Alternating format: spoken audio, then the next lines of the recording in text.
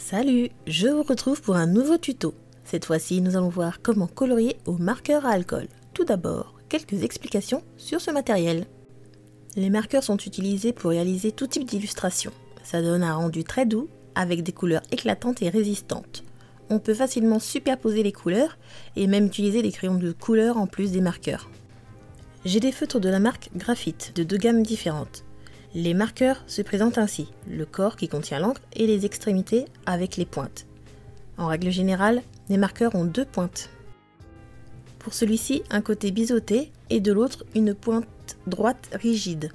Pour celui-ci, avec d'un côté une pointe broche, c'est-à-dire qu'elle sera plus souple, un peu comme un pinceau, et à l'autre extrémité, une pointe très fine, idéale pour colorier de petits détails. Il y a un point important qu'il ne faut pas négliger pour avoir un beau rendu, c'est le papier. Vous ne pourrez pas avoir un rendu correct et de beaux dégradés si vous n'avez pas un bon papier. Plusieurs options s'offrent à vous, le papier Bristol, le papier multitechnique et le papier marqueur. La meilleure option est d'utiliser des feuilles très lisses ou conçues spécialement pour l'utilisation des marqueurs. Les feuilles à imprimante absorbent l'encre et celui-ci traverse facilement la feuille. Les dégradés sont plus difficiles à avoir. Oubliez donc les feuilles imprimantes qui sont certes abordables mais inadaptées pour du dessin au feutre à alcool. Les papiers marqueurs ou dits layout sont des feuilles très fines et très lisses qui ont été conçues pour que l'encre ne les traverse pas. Elles sont aussi légèrement transparentes, permettant ainsi de placer un croquis sous une feuille et de colorier. Le papier Bristol plus épais et plus lisse est très bien aussi pour l'usage de feutre à alcool. C'est celui que j'utilise le plus souvent. Bien que l'encre peut parfois traverser le papier, il est toutefois plus épais, ce qui rallonge le temps de séchage. Mais surtout, le papier sature moins vite en encre étant donné son épaisseur, ce qui nous permet d'avoir de beaux dégradés et de mélanger plus aisément les couleurs. Le papier multitechnique, quant à lui, est très épais. Les couleurs se diffusent bien et l'encre sèche moins vite. En plus, avec ces feuilles, on peut utiliser des crayons de couleur en plus des marqueurs. L'inconvénient, c'est que ces feuilles ont tendance à boire l'encre et le grain du papier abîme la pointe des feutres. Au vu du prix de certains marqueurs, je vous suggère d'utiliser ces feuilles de façon occasionnelle ou pour des travaux spécifiques. L'encre contenue dans les marqueurs est composée d'éthanol et de colorant. L'éthanol va s'évaporer et ainsi la couleur va se fixer sur le papier, la rendant indélébile. Le temps de séchage est d'une dizaine de secondes environ, mais dépendra de l'épaisseur de votre papier. Il faudra donc aller relativement vite lors du coloriage si on veut faire de beaux aplats sans démarcation. Je vous montre quelques exemples des différentes possibilités avec les marqueurs sur du papier layout. En premier, je commence par remplir d'une couleur, puis je vais laisser sécher avant de mettre une deuxième couche. Afin de vous montrer comment procéder pour superposer plusieurs couches, ce qui permet d'avoir un effet d'ombre. En attendant, on va passer à un dégradé avec deux couleurs proches. J'ai choisi ces deux couleurs car elles ont à peu près la même valeur. Je remplis d'une couleur jusqu'à la moitié, puis de l'autre couleur sur l'autre moitié, et au centre, je vais garder une zone humide pour que le mélange se fasse plus facilement. Puis, je vais alterner avec la première couleur pour mélanger et avoir un dégradé. Cette fois, je mélange une couleur plus claire et une couleur plus foncée. La couleur plus sombre dominera sur la couleur la plus claire. Le dégradé ne se fera pas entre ces deux couleurs. Vous comprendrez donc qu'il faut commencer par les couleurs les plus claires avant les couleurs les plus foncées, car il sera impossible de revenir en arrière. Même en prenant mon temps, je n'arrive pas à avoir un beau dégradé entre ces couleurs. Je passe ensuite à l'utilisation du blender. C'est un feutre transparent qui porte très mal son nom, car il ne sert pas à mélanger les couleurs. J'en dépose une première couche sur une moitié uniquement. Vous allez voir tout de suite la différence lorsqu'il y en a et lorsqu'il n'y en a pas. On remarque une différence de teinte, alors que j'ai colorié d'une traite avec le feutre rouge. Pour le dernier exemple, je remplis avec la couleur rouge et je vais laisser sécher. Je reviendrai dessus avec le blender après. Revenons sur la toute première couleur. Je vais y déposer une seconde couche sur la partie droite.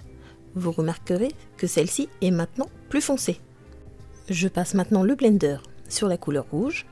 On voit que le blender retire de la couleur. Vu que dans le blender, il n'y a que de l'éthanol et du liant, qu'est-ce qui va se passer? Eh bien, vous allez déplacer l'encre déjà posée sur la feuille. Ce qui de fait effacera en partie la couleur et créera une démarcation. Donc ce feutre-ci sert plutôt à diluer les couleurs, les atténuer ou les effacer. On peut également créer des effets diffus et flous avec. Passons maintenant au dessin. Mais avant, il faut préparer un nuancier. Ne vous fiez pas aux couleurs sur les bouchons, ni aux nuanciers fournis avec les marqueurs, car ceux-ci ne sont pas forcément représentatifs des couleurs une fois celles-ci déposées sur le papier. Je vous conseille de prendre le temps de le faire et de noter le numéro de chaque couleur.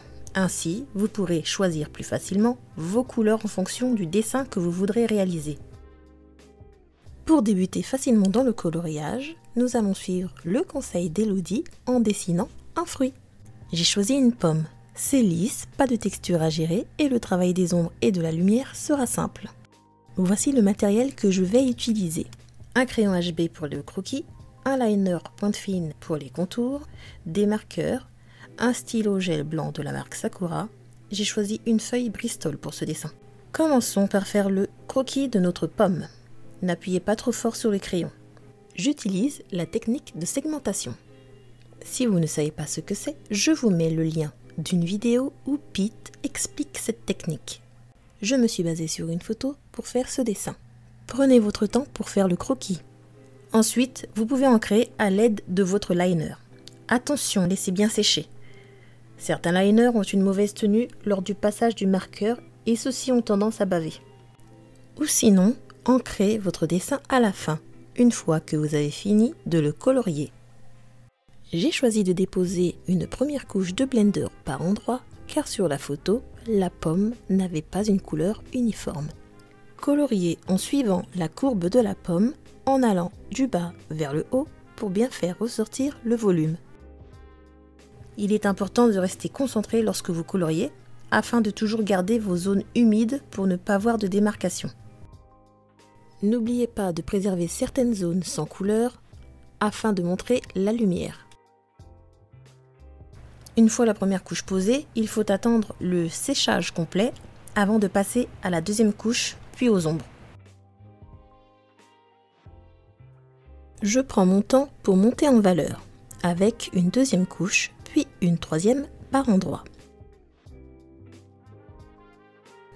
J'utilise le blender pour retirer de la matière pour représenter les taches sur la pomme. J'exécute l'opération plusieurs fois pour que ce soit visible. L'erreur quand on débute avec le coloriage au marqueur est d'utiliser du gris pour les ombres. Les ombres ne sont pas noires ou grises. La couleur des ombres dépendra de la couleur environnante. Par défaut, on choisira une couleur plutôt dans les tons bleus ou mauve, ce qui permettra d'enrichir votre palette et d'apporter un peu plus de réalisme à votre dessin. Si vous n'êtes pas à l'aise avec la théorie des couleurs, si vous avez très peu d'assortiment de feutres, optez alors pour un gris chaud ou un gris froid. Le gris froid aura une petite teinte bleue, tandis que le gris chaud aura une petite teinte jaune ou rouge, ce qui sera plus intéressant en termes de couleur qu'un gris parfaitement neutre. Je vous suggère de vous entraîner à tester différentes couleurs pour les ombres. J'ajoute quelques touches de stylo blanc afin de suggérer les reflets, toujours dans la même direction que la source lumineuse. Sur la photo, la lumière vient de la droite. Et voici le résultat. Voici d'autres exemples de ce qu'il est possible de faire avec les marqueurs, en prenant son temps et avec un peu d'entraînement. Vous pouvez aussi bien les utiliser pour du dessin de personnages manga, de paysages et de portraits. Ici, j'ai réalisé un portrait très stylisé, mais il est parfaitement possible d'utiliser les marqueurs pour du portrait très réaliste. Maintenant, vous savez comment créer de belles illustrations colorées. N'hésitez pas à me dire en commentaire si vous voulez un autre tutoriel sur les marqueurs à alcool ou que je teste d'autres marques ou encore ce que vous aimeriez voir comme tutoriel. Si vous voulez apprendre à dessiner un visage de face, suivez le lien de ma vidéo qui s'affichera à la fin. Et bien sûr, n'oubliez pas de liker, de vous abonner et je vous dis à bientôt pour une nouvelle vidéo pour apprendre à dessiner.